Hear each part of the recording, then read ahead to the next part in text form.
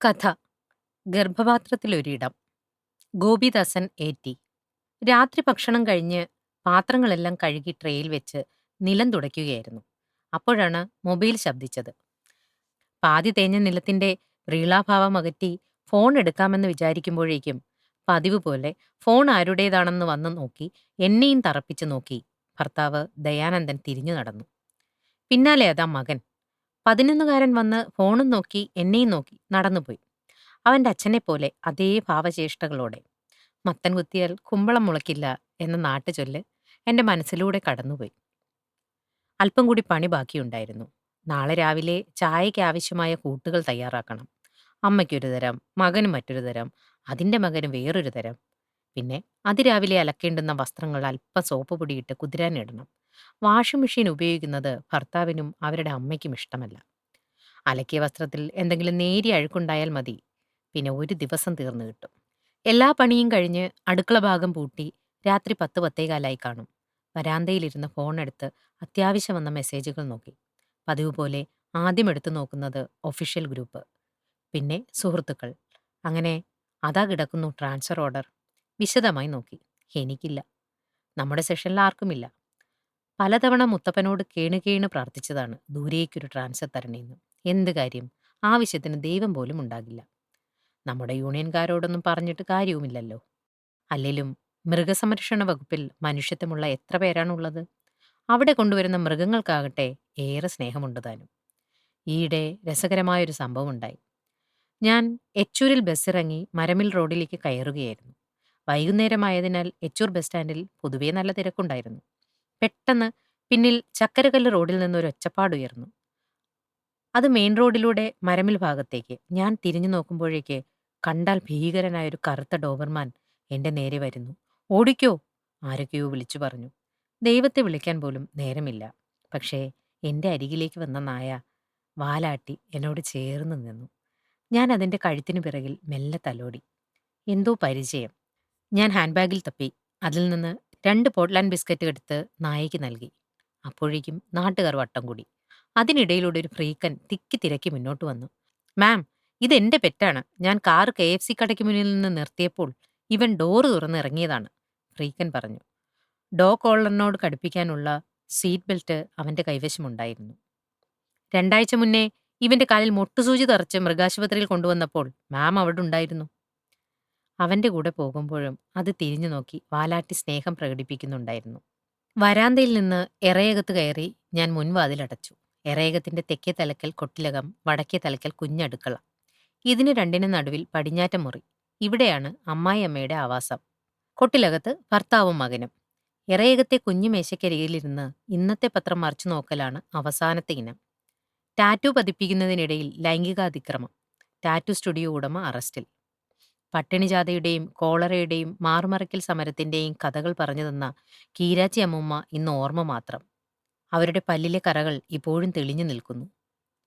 ചൂടുവെള്ളത്തിൽ പല കുറി കഴുകി നന്നായി വേവിച്ചാലും വായിൽ വെക്കുമ്പോൾ ഓക്കാനിച്ച് പുറത്തേക്ക് ചാടുന്ന ഇരുമ്പരിയുടെയും കൺട്രോൾ തുണിയുടെയും കഥ പറഞ്ഞ അമ്മ. US കമ്പനിയിൽ എഞ്ചിനീയറായ അനുജത്തിയുടെ കുഞ്ഞിനെ നോക്കാൻ ബാംഗ്ലൂരിൽ. ഒറ്റയ്ക്കായ അച്ഛന് താങ്ങായി അവൾ സ്നേഹമുള്ള ഒരു പട്ടിയെ നല്ലൊരു കൂടുമാക്കി വെച്ചിട്ടുണ്ട്. 2 പേർക്കുമുള്ള അന്നം തൊട്ടടുത്തുള്ള അച്ഛൻ പെങ്ങൾ നൽകും. പ്രളയവും വരൾച്ചയും കോവിഡും ഗവൺമെന്റ് നോക്കിക്കൊള്ളും. അന്നത്തിന് ഒരു പഞ്ഞവുമില്ല. പിന്നെ മലർന്നു കിടന്ന് പറ്റാവുന്നിടത്തൊക്കെ ടാറ്റു കുത്തുകയല്ലാതെ മലയാളി എന്ത് ചെയ്യണം? ഒരു നേരത്തെ അന്നത്തിനു വേണ്ടി മലയാളി മയക്കുമരുന്ന് കടത്തുന്നില്ല. ഫോൺ വീണ്ടും ശബ്ദിച്ചു. നേരത്തെ വന്ന നമ്പറിൽ നിന്ന് തന്നെ. കട്ട് ചെയ്യാമെന്ന് വിചാരിച്ചു. പക്ഷേ അപ്പോഴാണ് അമ്മായിയമ്മയുടെ സ്വരമാധുരി. "നട്ടപ്പാതിരയ്ക്ക് ഇവളെയൊക്കെ ഏത് പിരാന്തനാ വിളിക്കുന്നത്? ഈടൊരുത്തനുണ്ട്, എന്തിനാ കൊള്ള?" കേൾക്കണ്ട താമസം. കിടന്നിടത്ത് നിന്ന് ഭർത്താവ് ചാടി എഴുന്നേറ്റു. അപ്പോഴേക്കും ഞാൻ ഫോൺ എടുത്തു. ഭർത്താവിനെ സാമാന്യം രൂക്ഷമായൊന്ന് നോക്കി. അയാൾക്കത് മതി. "ഹലോ, ഹലോ, ഞാൻ നീരജയാണ്, കേരള ബാങ്കിലെ. കോവിഡ് കാലത്ത് ആരും തിരിഞ്ഞു നോക്കാനില്ലാതെ കണ്ണൂർ പട്ടണത്തിന്റെ പല ഭാഗങ്ങളിൽ അലഞ്ഞു തിരിഞ്ഞു നടന്ന പട്ടികൾക്കും പൂച്ചകൾക്കും അന്നമൂട്ടിയ ആളാണ് നീരജേച്ചി. ഒരിക്കൽ ഉരുകിയ താറിൽ പറ്റി വായ തുറക്കാനാകാത്ത ഒരു പട്ടിക്കുട്ടിയും കൊണ്ട് അവർ ആശുപത്രിയിൽ വന്നിരുന്നു. അന്ന് മുതൽക്കുള്ള പരിചയമാണ്. രോഗബാധിതരായ അമ്മയ്ക്കും സഹോദരങ്ങൾക്കും മിണ്ടാപ്രാണികൾക്കും സ്വജീവിതം നീക്കിവെച്ചവൾ. "ആ, എന്താ ചേച്ചി?" കോവിഡ് കാലത്ത് എന്നോടൊപ്പം കൂടിയൊരു നാടൻ പട്ടിയുണ്ട്. അത് 2 ദിവസമായി ശരിയായി ഭക്ഷണം കഴിക്കുന്നില്ല. അത് കുഴപ്പമില്ല. വിരശല്യമാകാം. നാളെ വന്നാൽ മതി. മരുന്ന് തരാം. ഓ, നന്ദി, നന്ദി. Good night, good night. എന്ത് രസമുള്ള വാക്ക്. വീട്ടിലെ എല്ലാ ജോലി തിരക്കുകളും കഴിഞ്ഞ് ആവശ്യത്തിന് വിടുവാക്കുകളും കേട്ട് കുഞ്ഞടുക്കളയിലെ ചെറുകട്ടിലിന്റെ സ്നേഹവായ്പിലേക്ക് കാറ്റിൽ ആടിയുലഞ്ഞ് ഭൂമിയിലേക്ക് പതിക്കുന്ന മഴത്തുള്ളി പോലെ, അമ്മയുടെ ഗർഭപാത്രത്തിൽ ഒരിടം പോലെ. ഗോയിഥയും ലാങ്ടണും മാധവിക്കുട്ടിയും ബഷീറും മുതൽ എച്ചിക്കാനം വരെ വിരുന്നിനെത്തുന്ന എന്റെ കൊച്ചു മായിക ലോകം. ബാക്കി വന്ന ബിരിയാണി കുഴിച്ചിട്ടിടം ഇവിടെയാണ്. ഐലാൻ കുർദിയും ജോർജ് ഫ്ലോയിഡും കൊല ചെയ്യപ്പെട്ടത് ഇവിടെയാണ്. ഇന്ന് നെയ്പർ നദിയുടെ തീരത്തുകൂടെയുള്ള കീവിന്റെ പാലായന വഴി ഇതാണ്. മനുഷ്യമാംസവും മാട്ടിറച്ചിയും തുലനം ചെയ്യപ്പെടുന്നത് ഇവിടെയാണ്. അത്യാവശ്യം ചില രാത്രികളിൽ പടിഞ്ഞാറ്റ മുറിയിൽ തികഞ്ഞ ശാന്തതയുണ്ടെങ്കിൽ കൊട്ടിലകത്തു നിന്നും ഒരു ഗീർവാണ ബാലൻ വിരുന്നെത്തുന്നതും ഇവിടെയാണ്. പടിഞ്ഞാറ്റയിൽ നിന്ന് ഒച്ചയനക്കമുണ്ടായാൽ ധൃതിപ്പെട്ട് നാലുകാലിൽ തിരിച്ചു പോകുന്നത് കണ്ട് ഊറിയൂറി ചിരിച്ചിട്ടുണ്ട് ഞാൻ. നാലുകാലിൽ ഒച്ചയുണ്ടാക്കാതെ തിരിച്ചു പോകുന്ന മാഷ്. ജോലിയിലിരിക്കെ മരണപ്പെട്ട അച്ഛന്റെ ആശ്രിതപാതയിൽ പാറമ്മല് സ്കൂളിൽ നാട്ടുകാരുടെയും സഹപ്രവർത്തകരുടെയും പ്രിയപ്പെട്ട ദയാനന്ദൻ മാഷ്. കെ.എസ്.ആറിലെയും കെ.ഇ.ആറിലെയും ശമ്പള നികുതി നിർണയത്തിലെയും സ്കൂളിലെ അവസാന വാക്ക്. പക്ഷേ വെറും അപശബ്ദങ്ങളെ ഭയന്ന് ശയ്യാഗൃഹത്തിൽ നിന്ന് ഒച്ചയുണ്ടാക്കാതെ നാലുകാലിൽ. ശബ്ദവീചികളുടെ സഹായത്താൽ സഞ്ചരിക്കുന്ന വവ്വാലുകൾ പോലും തേൻ നുകരുന്നത് താളാത്മകമായാണെന്ന് ഈയിടെ ഒരു സയൻസ് ജേണലിൽ വായിച്ചതോർത്തുപോയി. കോവിഡ് വ്യാപനം അല്പകാലത്തേക്ക് എനിക്കൊരു അനുഗ്രഹമായി തോന്നി. കാരണം മറ്റു വാഹനങ്ങളില്ലാതെ വന്നപ്പോൾ തന്റെ സ്കൂട്ടറിൽ അദ്ദേഹം മൃഗാശുപത്രിയിൽ എന്നെ കൊണ്ടാക്കുകയും തിരിച്ചു കൊണ്ടുവരികയും ചെയ്തു. ആ സ്വകാര്യ നിമിഷങ്ങൾ ഞാൻ ആസ്വദിച്ചിട്ടുമുണ്ട്. 3-4 മാസം മുമ്പേ അത്തരത്തിലൊരു ദിവസം പതിവിലും നേരത്തെ എന്നെ കൂട്ടാൻ വന്നു. പതിവ് വഴിവിട്ട് ബേബി ബീച്ചിലെ ഒരു ബെഞ്ചിലാണ് എന്നെയും കൊണ്ട് വണ്ടി പായിച്ചത്. ആളും ആരവും ഒഴിഞ്ഞുകിടന്ന ബേബി ബീച്ച്. വീണുകിടക്കുന്ന ഇലകളും ബോഗൻവില്ല പൂക്കളും കടൽക്കാറ്റിന്റെ ഗൂഢസ്മിതത്തിനൊപ്പം ദിക്കറിയാതെ കറങ്ങി നടക്കുന്നു.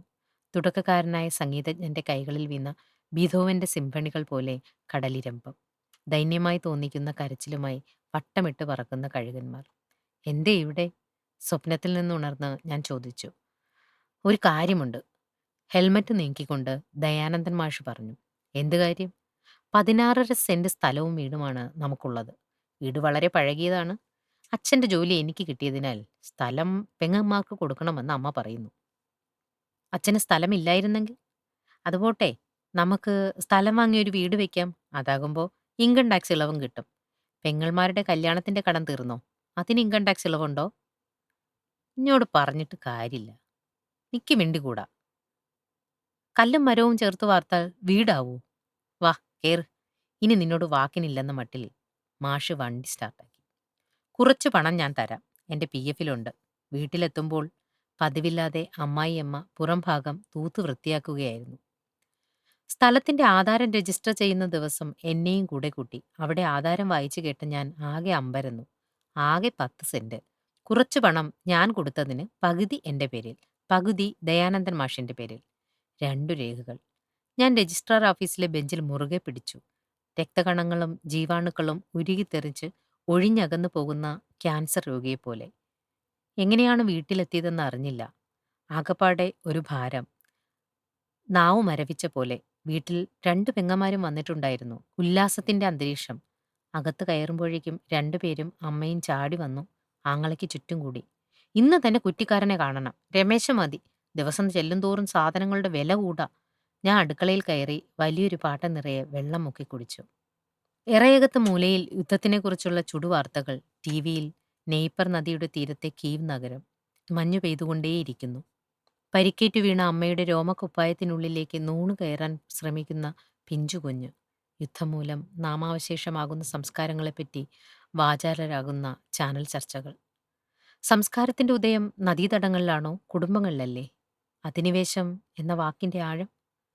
ഉത്തരം കിട്ടാത്ത ചില ചോദ്യങ്ങൾ കുഞ്ഞടുക്കളയിലെ ചെറിയ കട്ടിലിൽ വീണ് മയങ്ങിപ്പോയി. 2 ദിവസം കഴിഞ്ഞ് രാവിലെ ഓഫീസിലേക്ക് ഇറങ്ങുകയായിരുന്നു. മുറ്റം കടന്നപ്പോൾ പിന്നിൽ നിന്നും അമ്മയെന്ന് വിളിച്ച് മോൻ ഓടി വന്നു. എന്താടാ, ഇന്ന് സ്കൂളിൽ പോണില്ലേ? ഉവ്, അച്ഛൻ്റെ കൂടെ. അതല്ലമ്മേ.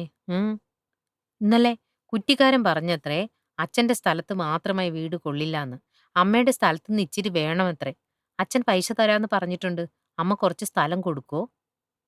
ഏരകപ്പുല്ലിന്റെ ശൂലമുന എനിക്ക് നേരെ മുഴങ്ങി വരുന്നു. ചെറുചാലുകളിലൂടെ അരിച്ചിറങ്ങി മഹാപ്രവാഹമായി ഈ പച്ചപ്പിനുമേൽ പാഞ്ഞു നടന്ന ജലതാണ്ഡവം പിന്മാറിയതെന്തിനായിരുന്നു?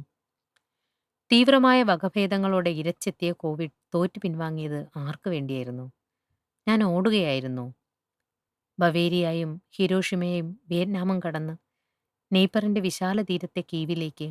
ഇല്ല, ഇവിടെങ്ങുമില്ല. സ്നേഹത്തിന്റെ, സംസ്കാരത്തിന്റെ, ത്യാഗത്തിന്റെ പൂർണിമ. മഞ്ഞു പെയ്ത് ഘനീഭവിച്ച മണ്ണിലെവിടെയോ മരവിച്ച് വീണ ഒരമ്മയുടെ രോമക്കുപ്പായം അല്പം നീങ്ങി അമ്മിഞ്ഞ വലിച്ചു കുടിച്ച് മാറിന്റെ ഊഷ്മളതയിലേക്ക്, സംസ്കാരത്തിന്റെ ഈറ്റില്ലത്തിലേക്ക്.